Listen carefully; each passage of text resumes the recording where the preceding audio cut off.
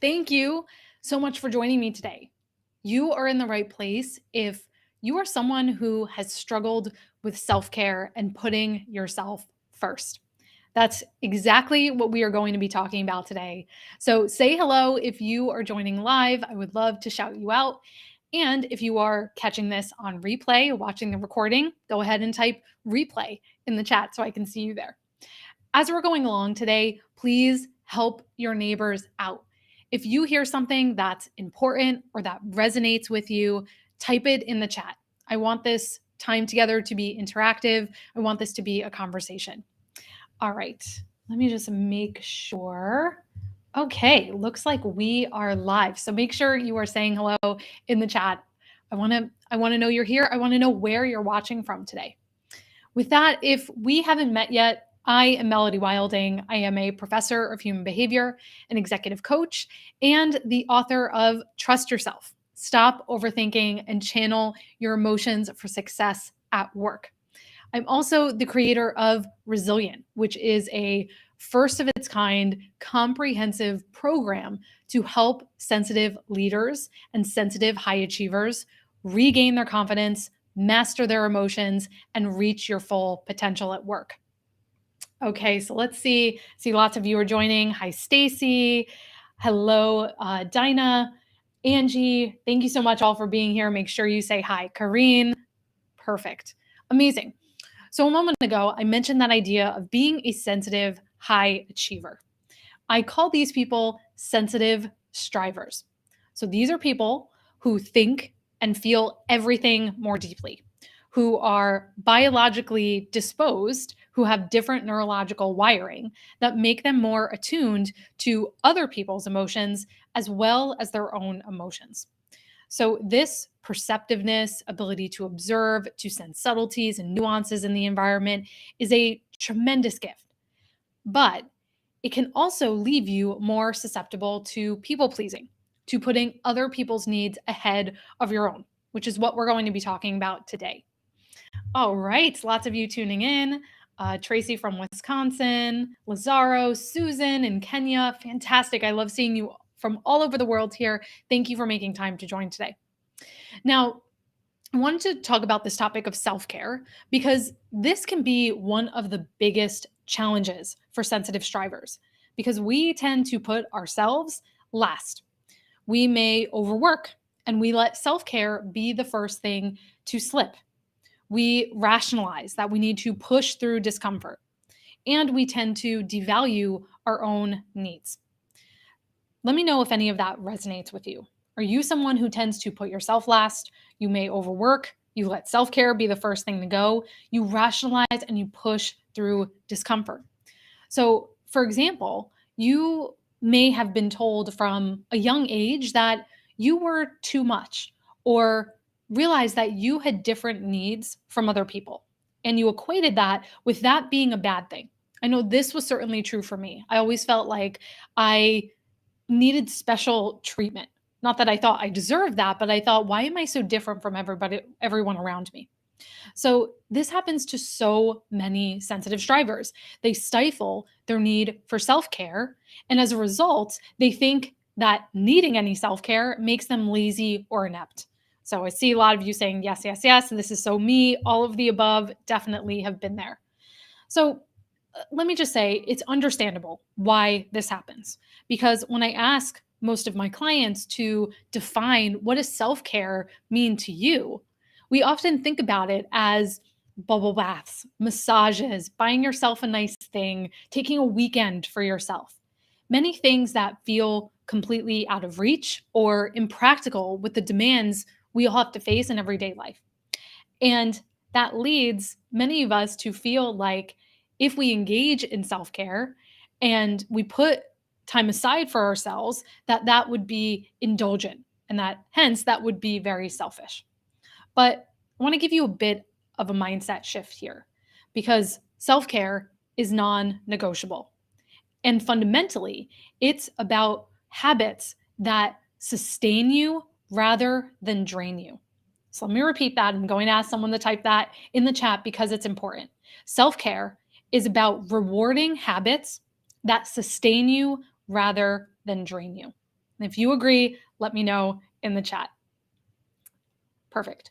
So, when we talk about self care, what we're really talking about is any action that leaves you feeling restored, nourished. Now, does that mean that self care is always easy, glamorous, or fun? It does not. I hate to break it to you, but it does not. Self care is often very unsexy because real self care requires you to confront uncomfortable emotions. It may not even feel good in the moment because many of the things that feel good in the moment, like scrolling through social media, having a drink or a few, aren't really self care and they can even hurt you in the long term. Now, self care is about your physical, mental, spiritual well being. And there is nothing indulgent or selfish about that. But it does require that you do things that may not always be easy and things that require self discipline.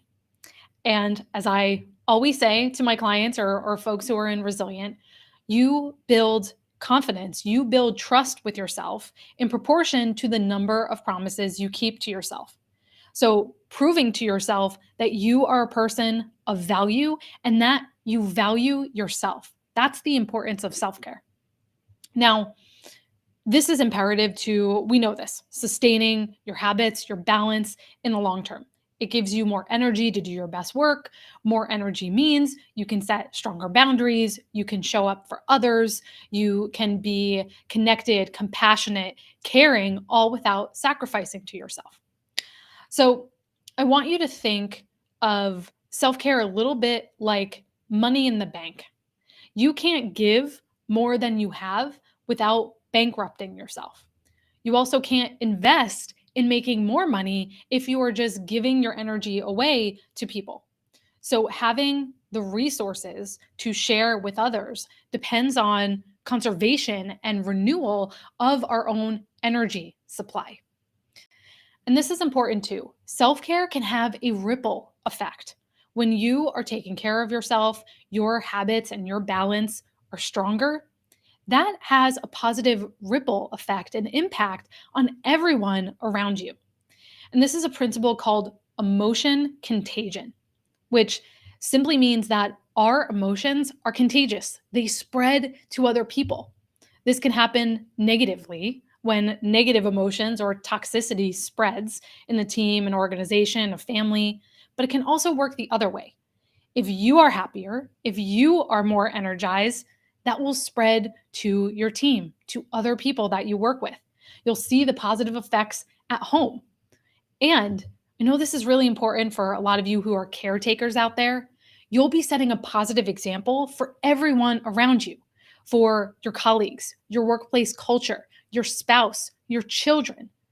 We spend so much time thinking about how other people impact us that we often forget that we can have an impact on others. And we have power and control to make a positive difference in that way.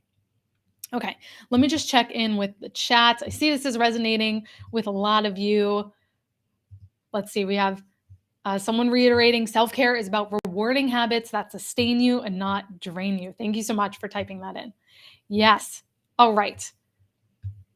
Okay. So I want you to all type in the chat. When you think about taking care of yourself, when you think about self care, what stops you from prioritizing it? What stories do you tell yourself about what self care needs to be? How does it need to look? What's the amount of time it needs to take? What are the expectations or the standards you're holding yourself to when it comes to your own self care? And how might that be getting in your way? I know I just threw a lot at you there. I want you to come back to this replay and listen to that again. But for now, just type in the chat, what stops you from prioritizing your self care? Luella says, I don't have time. Yes, Tracy said, sometimes it's easier said than done. That is for sure. We're going to talk about that. Someone said, sometimes with family responsibilities, we forget something else is more urgent. Absolutely. Okay, and these are all very common reasons. And keep going ahead. I want you to keep typing what keeps you from prioritizing your self-care. in the chat. But I want to get into our 3 tips for valuing your self-care. So 3 tips for valuing your self-care. Tip 1 is to assess yourself in the 6 areas of self-care. So assess yourself in the 6 areas of self-care. Now, I'm going to go through these one by one. And again, you can always come back to this replay. And I want you to consider how much you are focusing on each and whether one area might need more attention more than another right now. So the first area is physical self-care. We're usually very familiar with this. This is taking care of your body, exercising, eating well, hydrating, sleeping, taking a sick day when you need it. Pretty straightforward. Physical self-care. Then we have emotional self-care. This is a little more neglected because it's more invisible. But this is things like accepting, honoring, identifying what you're feeling, giving yourself space to have a reaction, setting boundaries, saying no. All of that falls under emotional self-care. Then we have spiritual self-care. So this is anything that nourishes your inner self. Anything that nourishes an idea that's bigger than you. So this can be religion. For some people, that's what it looks like, but it doesn't have to be. It can be meditation, yoga, going to a place of worship, being in nature, and even just dedicating time for self-reflection. Okay, intellectual self-care. This is how you choose to nourish your mind. Do you choose to listen to a helpful podcast over watching a reality show, for example? Do you play a board game with your partner at the end of a hard day instead of just venting about work? You know, recently, one of my clients told me that self-promotion at work is an act of self-care, and I had to completely agree with that. So that's intellectual self-care. Then we have social self-care. Time with friends, connecting with your family, getting support from an online community. Those are all ways to build successful, strong relationships. And then last is safety and security self-care. So this is those practical things. Things like making your doctor's appointment, taking care of your finances, and very importantly, planning your career path tends to fall under this category. I find that these are the things we tell ourselves, oh, I'll get to that when I'm a little less busy. They're the things that are important, but may not necessarily be urgent. Okay, so let's review those 6 areas of self-care one more time. Physical, emotional, spiritual, intellectual, social, and safety and security. So I want you to just take a moment for yourself. Go ahead and type in the chat, which of these areas do you already focus on the most? So which of those 6 areas of self-care do you focus on the most? Go ahead and type that in the chat. All right. And as you're thinking about that, this is more of a takeaway. When you think about which of these do you prioritize the least? So which of these do you prioritize the least? Now, you don't have to, and I would argue that you can't focus on all 6 of these areas at once. But what's helpful about identifying each of these 6 areas is that you can determine in any one season of your life if a certain area needs more prioritization over another area. So Stacy was saying she focuses the most on social. Edie said intellectual. Let's see. We have social. Amazing. Fantastic. Brenna said emotional and spiritual. Glad to hear that. Excellent. Okay, so that was tip number 1, is to assess yourself in each of those 6 areas of self-care. Tip number 2 is to counter common self-care saboteurs. So as I mentioned earlier on, there are many rationalizations we as sensitive strivers come up with as to why we aren't deserving or can't make time for self-care. One way to start breaking that cycle is by course correcting the faulty thinking that gets in your way. So to help you with that, I want to go over some of the most common self-care saboteurs and how you can start to shift your thinking for yourself. So the first saboteur is the maybe tomorrow saboteur. or I call it the Annie saboteur. Tomorrow you're only a day away, right? So this is when we put off doing something good for ourselves for today, we punt it to the future. We rationalize that there will come a point in the future when our self care will become easier. We tell ourselves, oh, after this big project, oh, at the end of the year, the end of the quarter, right?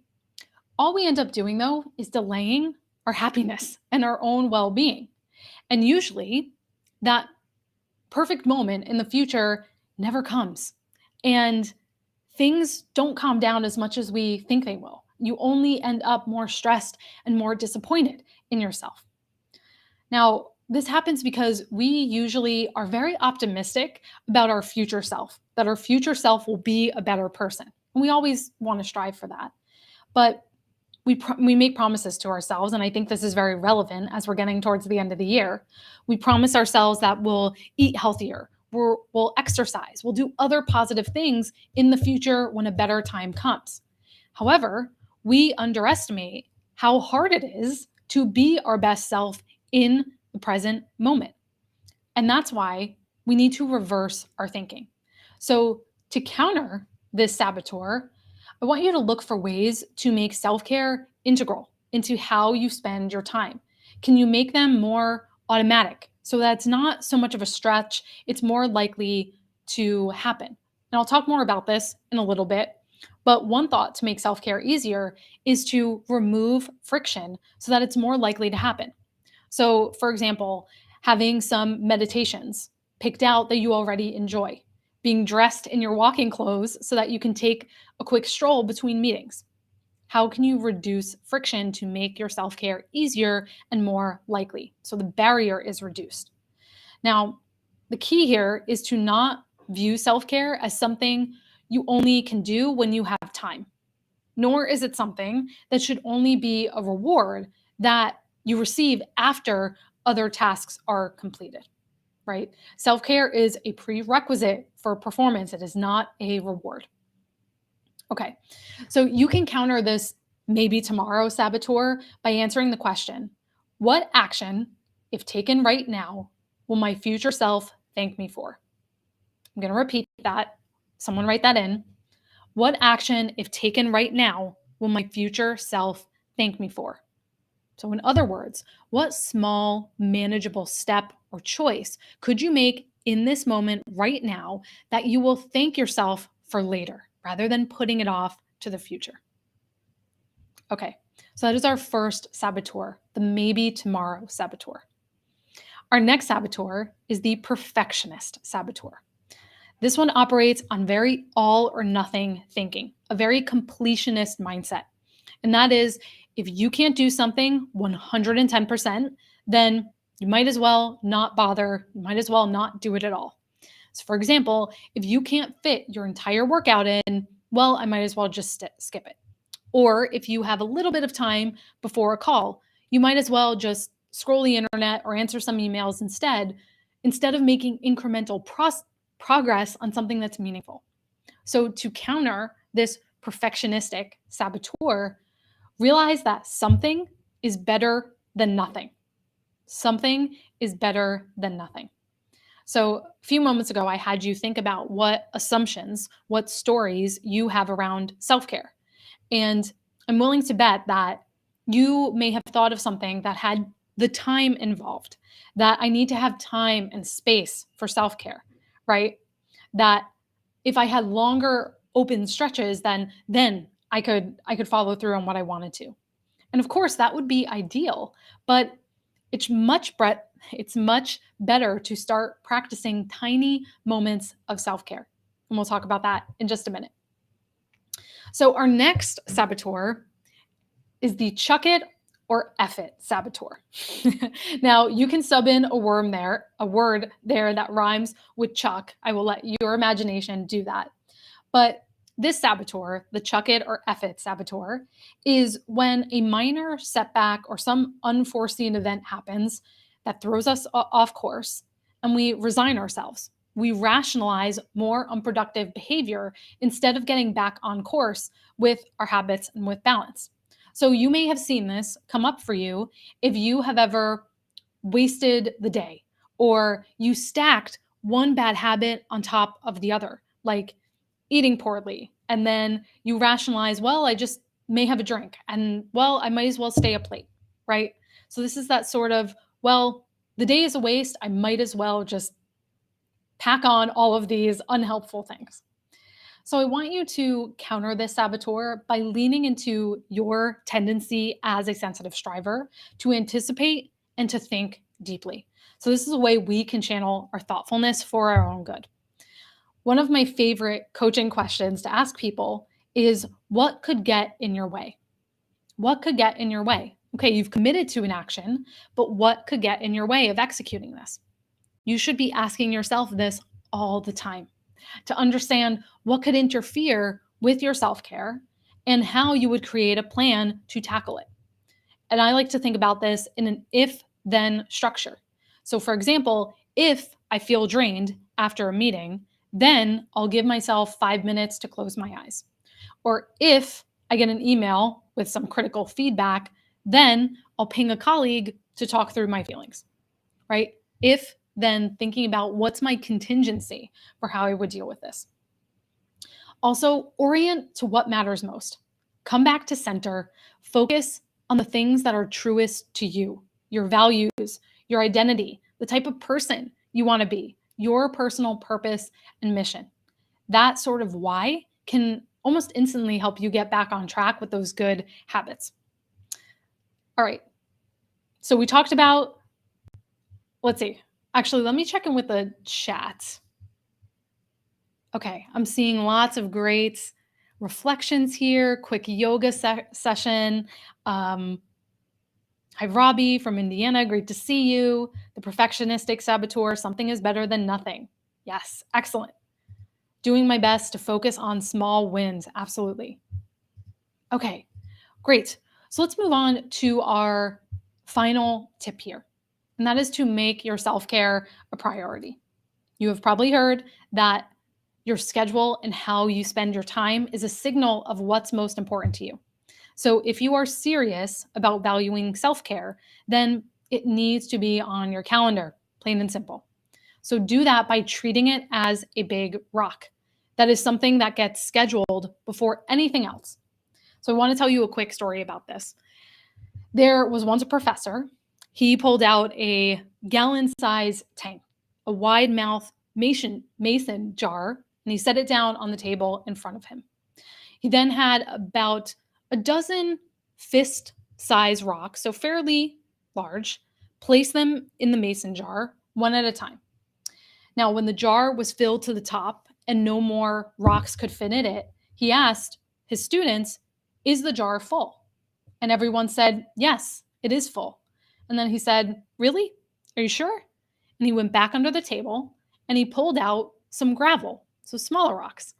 He dumped the gravel into the jar. He shook the jar so the gravel worked itself in between the larger rocks.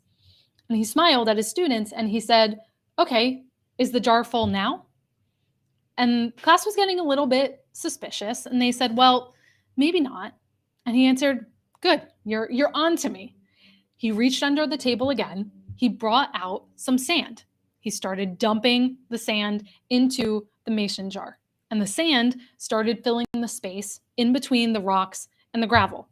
And he said again, "Is the jar full?" And once again, he said, "No." And then he grabbed some water. He began to pour it into the jar until it was filled to the brim. So why am I telling you this story? It's because if we don't put the big rocks first, we'll never get to them at all. The sand, the water, the gravel will take up all of the space. So we need to treat self-care like one of those big rocks in our life. It needs to be the thing that is prioritized first, and everything else starts to work itself around it. So you can create a budget for self-care. Maybe you allow yourself 15 minutes to start a couple times a week. That's not that much time, right? You can create accountability for yourself. Perhaps you meet a friend for lunch Maybe you pair up with a coworker who has similar goals and you agree to report back to one another. Perhaps you sign up for a race or a fitness program, for example. Okay, one more tip I want to give you is to make time and space for what I call micro acts of self care. So remember, if we go back to that perfectionist saboteur, we talked about this idea that we think we need to have long stretches of time. I need to have 2 hours every week to do my self reflection and journaling and morning routine and all of that. I see people get very worked up about that. But I want to encourage you to embrace micro acts of self care. These are those small, bite sized opportunities for taking care of yourself, things that can fit in your busy schedule that only take a few minutes here and there. So, this can look like having a short buffer, maybe 10 to 15 minutes before your calls and appointments, so you have time to decompress and process. Maybe you have a reason to log off at the end of the day. You have a game night, a yoga class. Maybe you read a book for pleasure for just 5 minutes. You switch a video call to a phone call to lower the level of stimulation. You don't check your phone for the first hour of the day. You start your day with a positive quote or a short video, something that is just for you. So I want you to think about what are those micro acts of self care that you can integrate for yourself. Okay, let's go over what we covered today. Went through a lot. We talked about assessing yourself in the 6 areas of self care. We also talked about countering those common self care saboteurs. And last, we talked about making it a priority. So I want to hear from you. Go ahead and type in the chat. What stood out to you the most today? What is your top takeaway? Okay. Christine was saying every morning, every morning I have a 15-minute mindful moment schedule in my calendar. I love that. That's brilliant. Fantastic. And I love this too. Let's see. Rena was saying, funny thing, I was having a conversation with a friend about scheduling time to rest like you would a meeting. Absolutely. We have to play defense nowadays. Yes. Walking is the simplest thing you can do that makes you grateful for living.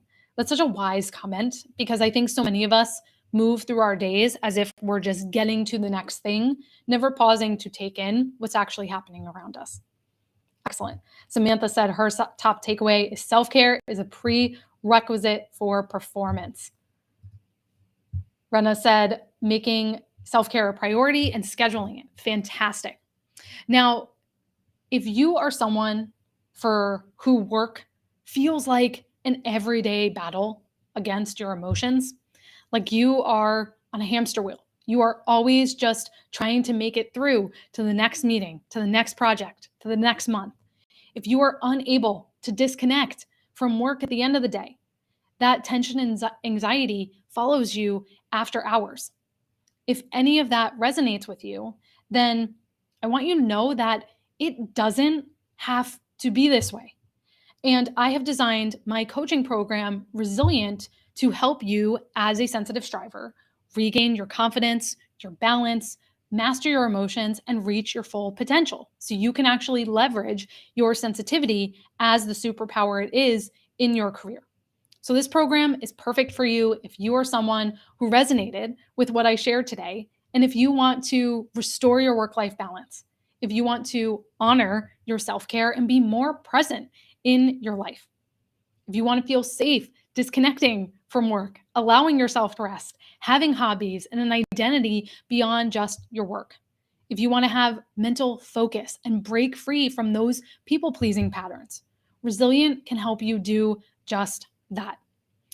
Early enrollment is opening in just a few weeks. This includes 3 months of comprehensive weekly coaching with me. We have bi-weekly Q&As, a very comprehensive curriculum. I like to call it my university for sensitive strivers, and a supportive community, a brain trust of other high-level leaders and professionals that you can lean on for support who get it. So the link is on the screen here to learn more about the program. If you are at all interested, I highly, highly encourage you to get on the wait list. There are very limited spots, and those open up first to the wait list. So this will be your chance to get one of those spots and to save $500 on enrollment. So head to melodywilding.com/resilient to get on the wait list now. Thank you so much, everyone, for joining today. I will be back soon, and I'll see you then. Take care, everybody.